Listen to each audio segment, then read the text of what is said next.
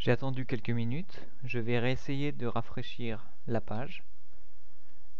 On voit maintenant que cette page me redirige vers la page d'accueil de Google. Ça veut dire que notre modification de DNS a bien été prise en compte. Je vais donc valider maintenant la vérification. Voilà. Donc à partir de maintenant, Google va quand même vérifier la propriété du domaine. C'est une opération qui peut prendre jusqu'à 48 heures, mais nous, ça ne nous empêche pas de commencer à configurer les différents services et dans mon cas, de mettre en place le service d'email. Donc pour ce faire, je vais cliquer sur activer la messagerie électronique. Ici, l'opération va être vraiment très semblable à celle qu'on vient d'effectuer pour la vérification du nom de domaine. Je vais en fait ici modifier les enregistrements MX et non Cinem qui correspondent à la redirection vers les serveurs Google Mail pour tout ce qui concernera les courriers électroniques de mon domaine.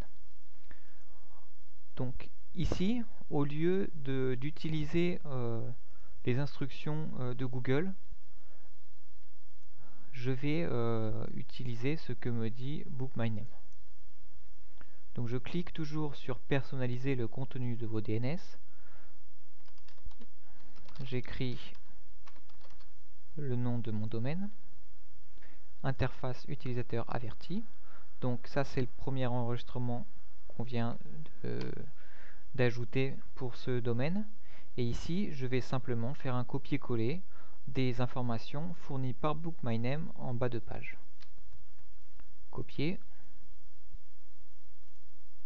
coller. Je valide. Et là encore, il va falloir attendre quelques minutes que cette modification soit prise en compte. Ici, on peut quand même dire à Google que j'ai effectué cette procédure.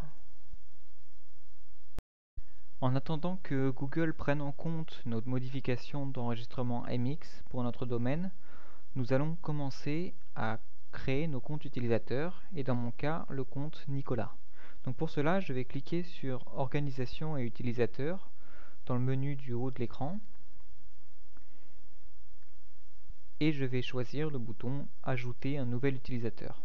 Pour le moment, on voit qu'il existe un seul utilisateur, c'est le compte administrateur qu'on a créé en début de processus. Donc je clique sur Ajouter un nouvel utilisateur et ici je renseigne nom, prénom, nom et l'adresse email principale. Ici, un mot de passe temporaire va lui être donné, qui va devoir être changé lors de la première connexion de cet utilisateur. On peut également en définir un. Moi, je vais utiliser celui-ci. Voilà, créer un utilisateur. On peut également créer des alias pour cette adresse email. Si je veux qu'on puisse me contacter sur nicolas.thomas, je vais aller très simplement sur ce... On va le faire. Ok? Très bien. Donc si je veux créer mon alias, donc je clique sur nicolas.thomas et ici je vais ajouter un alias. Nicolas.thomas. Et enfin j'enregistre les modifications. L'alias va servir à pouvoir réceptionner les adresses mail sur le même compte à partir de deux adresses email différentes. Si une personne un peu tête dans l'air veut me contacter à l'adresse nicolas.thomas@365jours.fr, je vais bien recevoir l'email et lorsque je vais répondre, ça me mettra mon adresse mail habituelle nicolas@365-jours.fr. Ça peut être utile dans certains cas. Donc j'enregistre les modifications. Voilà, on me dit que les modifications ont bien été enregistrées. Et maintenant, je vais retourner au tableau de bord. On est maintenant à la deuxième étape de la mise à jour Google. C'est-à-dire que Google a maintenant vérifié nos enregistrements MX, mais il est en train de mettre à jour ses serveurs pour activer le courrier électronique de nos utilisateurs. En passant, on peut remarquer qu'on a accès aux applications Agenda, Documents, Sites, Messagerie instantanée, Contacts, et on peut également en activer d'autres via le Marketplace Google Apps. Donc pour chacun, on peut également se créer une adresse personnalisée. Au lieu d'utiliser l'adresse google/calendar/hosted/365-jour.fr, on peut très bien modifier l'URL, indiquer qu'on va utiliser calendar.365-jour.fr et dans ce cas-là, modifier nos enregistrements Cinem comme il faut. Donc moi, je ne vais pas utiliser, parce que je n'en ai pas l'utilité, je ne vais pas utiliser Documents, ni Agenda, ni Sites, ni aucune application d'autre. Je vais simplement me limiter au strict minimum, l'application email. Google a maintenant terminé de mettre à jour ses serveurs et on obtient ici l'adresse de notre messagerie de la forme mail.google.com. On pourrait y accéder dès maintenant, mais ce que nous voulons, c'est la personnaliser avec l'adresse de notre domaine. Pour ce faire, on clique sur Email et modifier l'URL. À partir d'ici, on va cocher la case qui correspond à l'adresse personnalisée. On va laisser l'adresse par défaut mail.365-jour.fr. On clique sur Continuer. Et comme pour ce qu'on a fait lors de la première modification des enregistrements DNS, on va rajouter un enregistrement cmail de mail qui redirige vers ghs.google.com. Donc on retourne au menu de gestion Book My Name, personnaliser le contenu de vos DNS,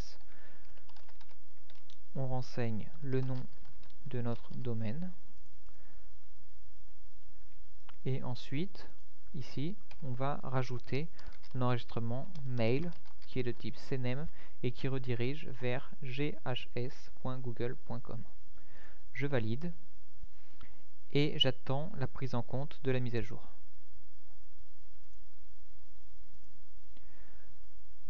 Je retourne sur le tableau de bord Google Apps et je clique sur le bouton « J'ai suivi cette procédure ». Ici, l'adresse de notre messagerie a été modifiée et on voit bien qu'on peut accéder à notre messagerie à partir de l'adresse de l'URL mail.365-jour.fr. J'ouvre un nouvel onglet et je vais tester dès maintenant cette adresse. Comme on peut le voir, la modification du DNS n'a pas encore été prise en compte, mais à partir du moment où celle-ci sera prise en compte, cette URL va nous rediriger vers les serveurs Google et vers l'interface de type Gmail de notre messagerie.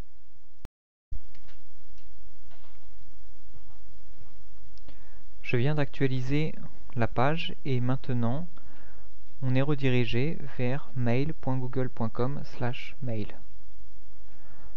Ça veut dire que notre nouvel enregistrement a bien été pris en compte et on va pouvoir dès maintenant utiliser notre messagerie de domaine. Donc là, je suis connecté avec l'administrateur, mais je peux très bien me déconnecter et me reconnecter avec le compte utilisateur créé précédemment. Comme j'ai déjà oublié le mot de passe, je vais aller sur la gestion du Google Apps pour me le rappeler. Voilà, mon mot de passe c'est celui-ci. Donc je me déconnecte du compte administrateur, je me connecte avec le compte Nicolas. Ça c'est bon.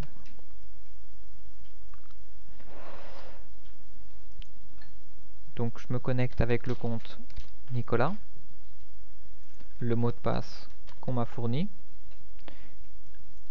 Voilà. Et ici, j'ai le message qui est affiché pour la première utilisation du compte. Donc je vais devoir encore une fois confirmer. J'accepte et j'accède à mon compte. Je modifie le mot de passe.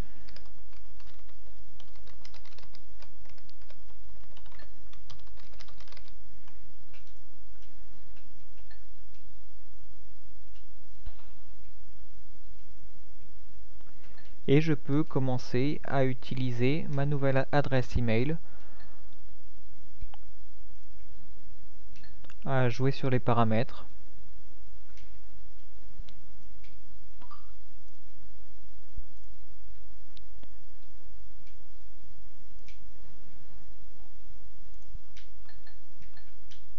Voilà. Je peux tester l'envoi d'un email.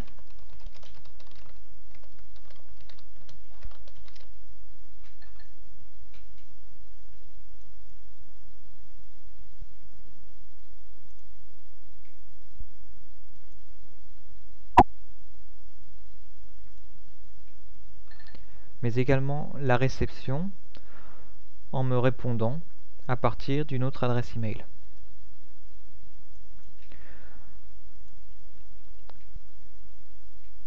Notre adresse mail est maintenant opérationnelle, ce qui signifie que la vidéo est terminée. Donc on a vu au cours de cette vidéo plusieurs choses. Tout d'abord, comment réserver un nom de domaine. Ensuite, comment modifier les DNS de ce nom de domaine. Et enfin, comment créer et configurer des Google Apps afin de profiter des services de Google de manière personnalisée pour notre compte. Donc, si vous avez bien suivi cette vidéo, vous êtes maintenant capable de réserver un nom de domaine à votre image et créer une adresse mail à votre image au lieu du typique gmail.com ou free.fr. Donc j'espère que ça vous aura servi. Et moi je vais continuer maintenant à la prochaine étape qui est la création du site internet associé à ce nom de domaine. À bientôt!